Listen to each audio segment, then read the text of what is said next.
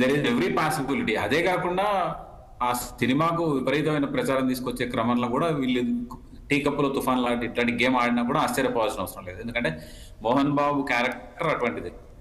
పైలా పచ్చీస్ character అంటే మనం చూసినాము. చరిత్ర అనవసరంగా మనం మాట్లాడట్లేదు. There is a record. దానికి హైప్ కొరకు కూడా అన్నదమ్ములు ప్రయత్నం చేసినరా. మరి రాకేష్ లాంటి పాపం వీళ్ళు సమిధలు అవుతున్నారు ఇటువంటి దాంట్లో. అచ్చా, నాకైతే పూర్తి నమ్మకం. ఆ సినిమా పబ్లిసిటీ కొరకే అమెరికా నుంచి సడన్ గా ఆయన రావడం, ఏమి లేనప్పుడు మా నాన్న దేవుడు అంటాడు. మా నాన్న పని మనిషి ఏమో మోహన్ బాబు మీద చేయి చేసుకున్నదని ఒక సీక్రెట్ వీడియో మనం చూసినాం. కెమెరా లేదనుకుని పని మనిషి మాట్లాడింది చూసినాం. ఇద్దరికి దేవుడు అయినప్పుడు మరి జనాలకు ఎందుకు రాక్షసుడు అవుతున్నాడు మోహన్ బాబు? ఎందుకంత ఆవేశం? అది కూడా అందరూ ఆలోచించాల్సిన విషయమే. There is every possibility. Publicity వాళ్ళకి ఎక్కువ. ఎందుకంటే చిరంజీవి గారికి లెజెండరీ అని అవార్డు ఇచ్చే సందర్భంలో ఎవరు లెజెండ్, నేను సెలబ్రిటీనా, సెలబ్రిటీ అంటే తక్కువ, లెజెండ్ అంటే ఎక్కువనా అని చెప్పి వివాదం మనకందరికి గుర్తుంది. వజ్రోత్సవాల్లో 75 సంవత్సరాల వజ్రోత్సవాల్లో దాన్ని పూర్తి రాజకీయం చేయడం, ఆ రోజు చిరంజీవి అనే వ్యక్తి దాన్ని ఆ అవార్డు తీసుకోకుండా వెనక్కి వెళ్ళిపోవడం మనకు అన్ని గుర్తున్నాయి. ఎక్కడ కూడా వీళ్ళు ఎక్కడ తగ్గరు. ఏ విషయంలో కూడా పబ్లిసిటీ అనేది వీళ్ళకు ఒక యావ. ఆ పబ్లిసిటీ యావలో ముగ్గురు కలిసి డ్రామా ఆడితే మాత్రం ఖచ్చితంగా క్షమించడానికి అర్హులు కానే కాదు. ఛాన్స్ ఉందంటారా? అట్లా జరగడానికి అవకాశం ఉందంటారా?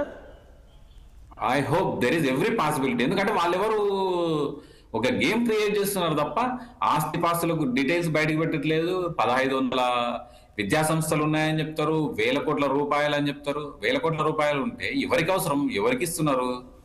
ఎవరైనా చారిటీ ఏమైనా నడుపుతున్నారా? కనీసం బ్లడ్ బ్యాంకు లేకపోతే వైట్ బ్లడ్ కార్పొరేషన్స్ ఏమైనా ఇస్తున్నారా? లేకపోతే తిండి పెడుతున్నారా? ఎక్స్ట్రాక్ట్ చేస్తున్నారు లక్షల రూపాయలు విద్యానికేతన్ పేరులో. ఎన్ని ఇంజనీరింగ్ కాలేజీలు, ఎంబీఏ కాలేజీలు, ఇంటర్మీడియట్లు, స్కూల్స్, వీటన్నిటి మీద లక్షల రూపాయలు తీసుకుంటున్నారు. మనదే చెప్తున్నాడు, మా చుట్టాలకు ఇబ్బంది అయితే తక్కువ చేయట్లేదు, కొద్ది కూడా ఫీజు తక్కువ చేయట్లేదు, ఆ విజయ్ అనే వ్యక్తి వల్ల ఇదంతా జరుగుతుంది అని అంటే ఏదో సంథింగ్ అయితే ఉంది, కాదని నేను అనను. కాకపోతే ఇది పబ్లిసిటీ యావా అని మాత్రమే. అంటే నిన్న గేట్ ఎందుకు పలగొట్టినట్టు దేవుడు అయినప్పుడు దేవుడి దగ్గరనే కదా బిడ్డ ఉన్నది, 7 నెలల బిడ్డ ఉన్నది. ఏం నష్టం వచ్చింది? ఏముంది? తల్లి కూడా ఉంది కదా అక్కడ. తల్లి హాస్పిటల్లో లేదని తానే చెప్తున్నాడు. తల్లి ఇంట్లో ఉన్నది, తల్లి దగ్గరే 7 నెలల పిల్ల ఉంది. మరి గేట్ బద్దలు కొట్టాల్సిన అవసరం ఏముంది? గేటు బద్దలు కొట్టగానే మళ్ళీ అక్కడ దాడి చేసిన దానిలోనేమో దాడి చేసింది కాబట్టి మా నాన్న తరఫున నేను క్షమాపణ చెప్తున్నా, మా నాన్న దేవుడు అంటాడు. విష్ణువర్ధన్ బాబు గారు వచ్చేవో మా నాన్న దేవుడు అంటాడు. మా నాన్న ఏది చెప్తే అదే నాకు శిరస్సు వంచి నేను పాటిస్తా అని చెప్తాడు. అంటే నువ్వు శిరస్సు వంచి పాటించి మరి అదేదో శిక్ష 307 నువ్వు పోయి జైలుకు పోరాదా మీ నాయన తరఫున? విష్ణు, నువ్వు ఛాంబర్ అధ్యక్షుడివి, నువ్వు ఫిలిం ఛాంబర్ అధ్యక్షుడివి, ఆ సినిమా మాకు అధ్యక్షుడివి. ఎట్లుండాలి నీ క్యారెక్టర్? ఎట్లుండాలా?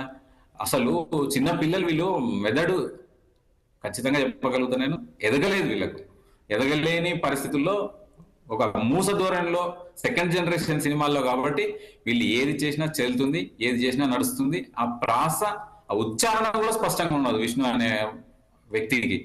చూసినాం మనం. అయినా సరే సినిమాలు దొబ్బేస్తున్నారు, పోతూనే ఉన్నాయి.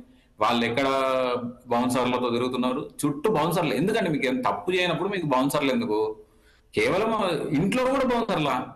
బయటికి వెళ్ళినప్పుడు అభిమానులు మీద పడి దాడి చేస్తారో, ఇబ్బంది పెడతారో, ఏమైనా నష్టం జరుగుతుందేమో, కాళ్ళు చేతులు ఇరుగుతాయేమో అని చెప్పి బౌన్సర్లను పెట్టుకుంటే ఓకే. కానీ ఇంట్లో కూడా బౌన్సర్లను పెట్టుకొని అంటే ఒక పెద్ద హైప్ క్రియేట్ చేయదలుచుకున్నారు ఈ సినిమాకు. కేవలం ఆ కీర్తి కండూతితో మాత్రమే ఇది జరిగింది ఈ ఎపిసోడ్. అందులో విచక్షణ కోల్పోయినట్టు నటన సార్వభౌముడు మోహన్ బాబు అట్లా నటించి దాడి చేసిండేమో మరి. కాకపోతే రాకేష్ తలకు ఏదైతే గాయం జరిగిందో దాని పూర్తిగా నేను రంజిత్ కి పూర్తి సంఘీభావం తెలియజేస్తున్నా. కానీ సోదరుడు కోలుకోవాలని కోరుకుంటున్నాను. మీరు చాలా ఇంట్రెస్టింగ్ ట్విస్ట్ ఇచ్చారు ఇందులో. అయితే మొత్తంగా ఇంకొక విషయం కూడా మనం ఇందులో చాలా ఇంట్రెస్టింగ్ ఆలోచించుకోవాల్సింది ఏంటంటే, సీక్వెన్స్ చూసుకుంటే ఇవాళ మోహన్ బాబు యూనివర్సిటీ కానీ లేకపోతే అక్కడ ఉన్న విద్యా సంస్థల్లో అక్కడ వాళ్ళు ఛార్జీలు పెంచుతారు, విద్యార్థులు ఆందోళన చేస్తారు. విష్ణు మోహన్ బాబు ఏమో ఛార్జీలు అక్కడ ఫీజులు పెంచుతారు, విద్యార్థులు ఆందోళన చేస్తారు. మనోజ్ ఏమో నేను వాళ్ళకు మద్దతు అంటాడు. నిన్న మోహన్ బాబు ఏమో మీడియా